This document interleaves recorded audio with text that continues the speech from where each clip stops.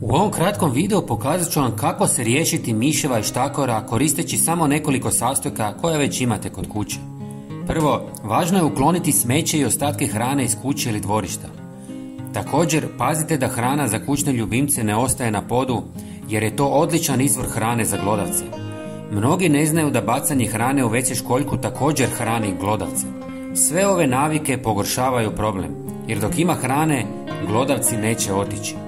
Kada sve to riješite, možete koristiti ovaj repelent koji ću vam sada pokazati.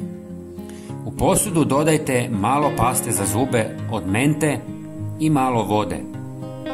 Miješajte dok se pasta ne rastopi. Glodavci ne podnose miris paste za zube, a pogotovo od mente.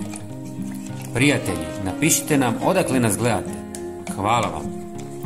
Kad se pasta rastopila, dodajte još 200 ml vode. Dodajte pola žlice crnog papra koji smeta glodavcima jer sadrži piperin koji iritira njihove osjetljive nosne sluznice i dišne puteve. Intenzivan miris i oštar okus djeluju kao prirodni repelent, odbijajući ih od područja gdje se papar koristi.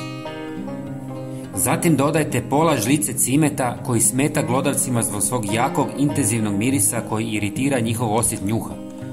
Glodavci izbjegavaju mjesta gdje osjete miris cimeta što ga čini prirodnim repelentom.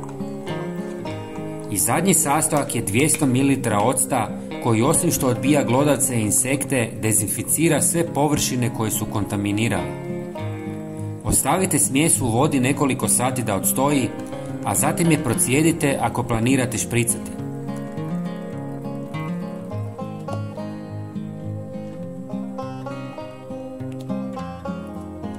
Po želji je možete dodatno razrijediti sa još vode.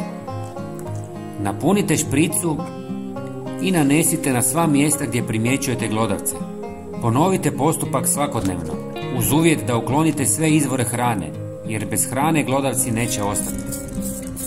Podijelite ovaj video sa prijateljima. Hvala vam. Pozdrav!